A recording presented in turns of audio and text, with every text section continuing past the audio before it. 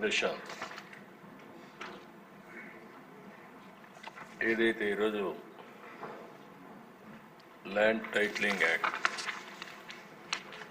రద్దు కోసం revenue minister గారు బిల్లు ప్రవేశపెట్టారు. దశ ఈ చట్టాన్ని చూస్తే చాలా భయంకరమైన చట్టం. ఏమాత్రం కూడా ఆలోచించకుండా ఈ చట్టాన్ని తీసుకురావడం చాలా సమస్యలకు దోహదం చేసింది. ఎన్నో రోజులుగా లాయర్స్ అయితే ప్రజలను చైతన్యవంతులు చేస్తూ ఎక్కడికక్కడ ఆందోళన చేశారు. ఈ చట్టం కనుచుంటే పౌరుల ఆస్తి హక్కును మొత్తం మింగేసే పరిస్థితి వస్తుంది. ఇప్పటికే అధ్యక్ష రాష్ట్రంలో ఎప్పుడూ లేనంత ఈ భూ వివాదాలు పెరిగిపోయినాయి. చాలా దిక్కలు ఇప్పుడు నా నియోజకవర్గం కుప్పం నియోజకవర్గంలో చూస్తే ఎప్పుడూ నాకు ఒక్క కంప్లైంట్ కూడా రాలేదు. 40 ఏళ్ళ నుంచి నేను అక్కడ సీఎంగా, ముఖ్యమంత్రిగా, ఎమ్మెల్యేగా, ప్రతిపక్ష నాయకుడిగా ఉన్నాను. ఈ 5 ఏళ్లలో జరిగిన అవకతవకలు ఆ నియోజకవర్గంలో ఎక్కువ కంప్లైంట్లు వచ్చేది భూ వివాదాలపైన వచ్చాయి. నేను చిన్న చిన్న మీటింగ్లు పెట్టుకొని మాట్లాడేటప్పుడు ఏదైతే 22A ఎవరైనా భూమి ఉంటే దాని పక్కన 22A అని వేసేస్తే అది ప్రభుత్వ భూమి అయిపోతుంది. అక్కడి నుంచి ఎవరైతే సెటిల్మెంట్ చేసుకోవాలనుకుంటారో వీళ్ళందరూ రావడం, నెగోషియేషన్స్ మొదలు పెడతారు. లేకపోతే ఇది గవర్నమెంట్ భూమి అవుతుంది. మనం కానీ ఒప్పుకుంటే, వాళ్ళు ఒప్పుకుంటే దాన్ని ఆటోమేటిక్గా మళ్ళీ ప్రైవేట్ భూమి కింద 22A తీసేసి మళ్ళా ప్రైవేట్ భూమి కింద సెటిల్మెంట్ చేసుకునే పరిస్థితికి వచ్చారు. అధ్యక్ష టెక్నాలజీ కూడా చాలా ప్రమాదం. నేరస్తుల దగ్గర టెక్నాలజీ ఉంటే మొత్తం మార్చేయడం, రికార్డులు మార్చడం చాలా ఈజీగా అయిపోయే పరిస్థితి వస్తుంది. ఇప్పుడు దానికి తోడు మీరు చూస్తే అధ్యక్ష ఇటీవల కాలంలో ఇవన్నీ కూడా సెంటిమెంట్స్ ఉంటాయి. భూమి అనేది తరతరాలుగా వారసత్వ ప్రకారం వస్తుంది. మా తాత, మా ముత్తాత ఇచ్చిన భూములు ఇప్పుడు కూడా మాకు వస్తూ ఉంటాయి ఆ కుటుంబానికి. అలాంటి భూమిలో పట్టాదారు పాస్ పుస్తకాలు ఇవ్వడం ఆనవాయితీగా పెట్టుకుంటాం. రాజముద్రేస్తాం అంటే ప్రభుత్వం ముద్రేసిస్తాం. అలాంటిది ముఖ్యమంత్రి ఫోటో వేసుకొని పట్టాదారు పాస్ పుస్తకాలు ఇవ్వడం అంటే సెంటిమెంట్స్తో ఆడుకోవడం. ఇది ఎక్కడ చూడలేదు అధ్యక్ష, ఎవ్వరూ చేయలేదు ఇంతవరకు కూడా. అలాంటివి చేశారు.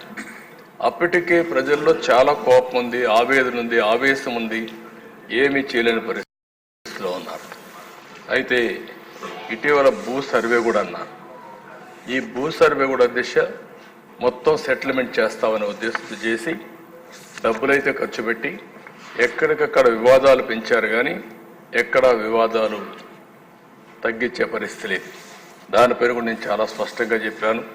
హోల్డ్ చేశాం, స్టే చేశాం, ఇవన్నీ క్షుణ్ణంగా స్టడీ చేసిన తర్వాతనే చేస్తామని చాలా స్పష్టంగా హామీ ఇచ్చాం.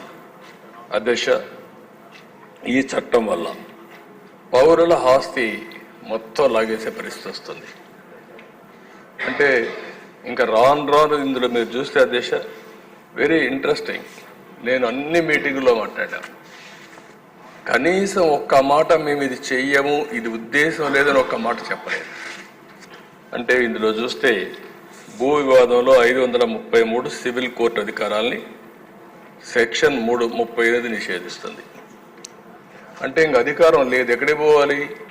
నేరుగా హైకోర్టుకి వెళ్ళాలి. ఎంతమంది హైకోర్టుకి వెళ్ళగలుగుతారు? అంటే ఇక్కడ ఏ విధంగా పెట్టారో మనకు దీన్ని బట్టి అర్థమవుతుంది.